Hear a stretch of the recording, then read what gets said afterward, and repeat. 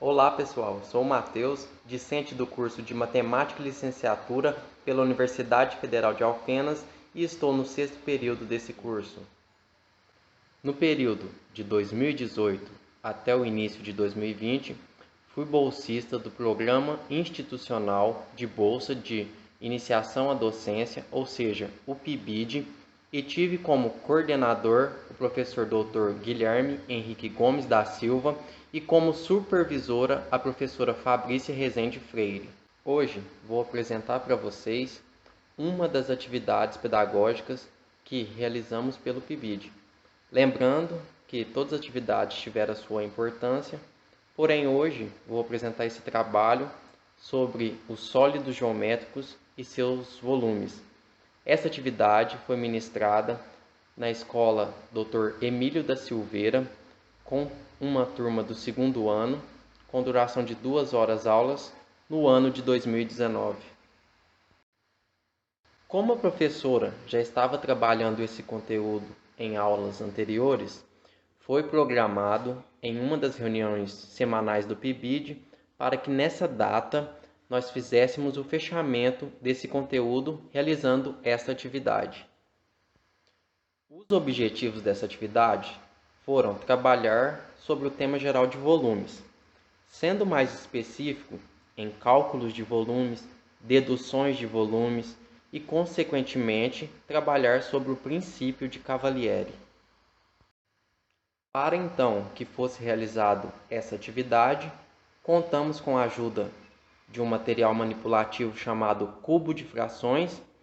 Também produzimos um caderno de acompanhamento para apoiarmos nas nossas investigações, além também de que foi preciso de 2 cubos mágicos e 3 sólidos de acrílico.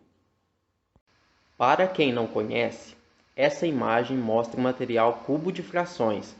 Como o nome já diz, esse material é utilizado para trabalhar com frações. Porém, adaptamos esse material para trabalharmos volume e atendeu bem às nossas expectativas. Inicialmente, dividimos a turma em 6 grupos de 5 alunos e dividimos as peças do material cubo de frações para cada grupo, lembrando que todas as peças eram iguais para o grupo, porém cada grupo tinha suas peças diferenciadas. Após a distribuição das peças, pedimos para que os alunos formassem objetos que eles bem entendessem e, depois de formar esses objetos, eles calculassem os volumes desses objetos. Porém, eles já sabiam do conteúdo e tinham capacidade para adquirir o volume desses objetos que eles já tinham visto em aulas anteriores. E deixamos a critério dos alunos que eles manipulassem o material como eles bem entendessem e queriam.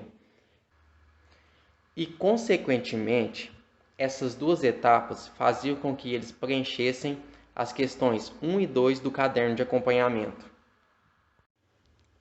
Então, quando os grupos concluíram essa etapa, fomos até a lousa e coletamos as respostas de cada grupo.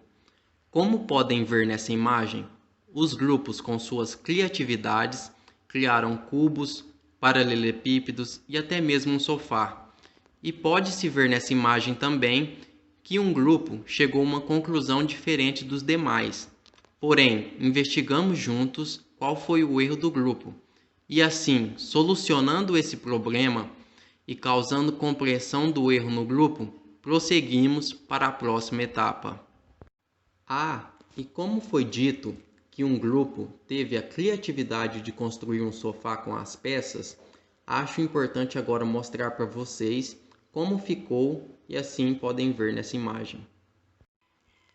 Essa imagem agora nos mostra a ideia geral que no fim dessa etapa foi demonstrada aos alunos. Pedimos para que todos os grupos montassem um cubo com as suas peças e daí pegamos o nosso cubo referência, que é o primeiro da imagem, na cor de madeira, e chegamos à conclusão que o cálculo dos volumes de todos deveriam ser exatamente iguais, pois vemos que todas as peças eram derivadas do cubo referência, ou seja, o material já era programado para trabalhar com frações e, sendo assim, as peças menores juntas resultavam no cubo referência.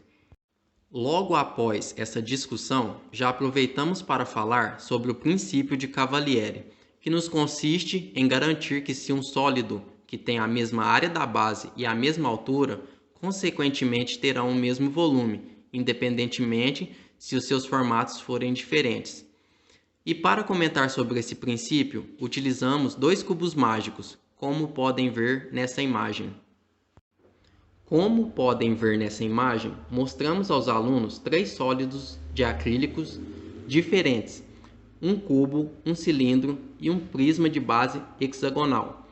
E pedimos para que os alunos, por dedução, falassem qual dos sólidos tinham maior e menor volume e transcrevessem essa conjectura para seus cadernos de acompanhamento.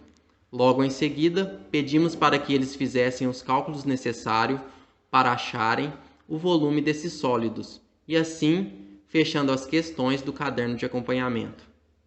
Lembrando que os alunos já tinham a capacidade de resolver o cálculo do volume desses sólidos, porém, juntamente a eles, calculamos as medidas necessárias que eles gastariam para calcular o volume desses sólidos e transcrevemos para a lousa, assim esperando eles resolver e testar se as suas deduções estavam realmente boas. Como podem ver nessa imagem, analisamos se todos os grupos tinham chegado ao mesmo resultado. E assim, como podem ver, o volume do cubo foi menor que o dos outros dois sólidos. Porém, o volume do cilindro e do prisma de base hexagonal foram exatamente iguais, no qual gerou uma discussão grande, onde os alunos verificavam se acertaram suas deduções ou não. Porém, nenhum grupo, só de olhar, identificou que os volumes de dois sólidos seriam exatamente iguais. Então, a partir desse fato acontecido, investigamos aos alunos o motivo de ter acontecido essa relação entre os volumes do prisma de base hexagonal e do cilindro, porque deles terem sido iguais. E de forma clara e segura, os alunos responderam que aconteceu isso devido ao fato do princípio de Cavalieri, que nos diz que se o sólido tiver a mesma área da base e a mesma altura, não importa o formato que ele tiver, importa que o volume deles serão iguais. E assim, ainda complementaram que se colocasse uma quantidade de água em um desses sólidos, a mesma quantidade caberia no outro sólido também. E assim, o objetivo dessa atividade pedagógica foi concluído com sucesso. E algo motivante que ficou marcado dessa atividade foi que quando terminou, os alunos perguntaram quando seria a próxima. E isso é uma grande motivação em saber que está tendo bons resultados dessas intervenções, dessas atividades pedagógicas. Algo relevante dessa atividade também que podemos mencionar é que entramos em uma zona de risco, pois o material cubo de frações foi criado para trabalhar com frações. E com essa adaptação que nós desenvolvemos para trabalhar esse material com volume, dá-nos a certeza que podemos sim e devemos pesquisar, pensar mais um pouco, porque a gente pode ter um material parado em casa e a gente está trabalhando algum determinado conteúdo e podemos adaptar esse material para poder trabalhar em nossas aulas e causar uma compreensão de grande satisfação em nossos alunos também.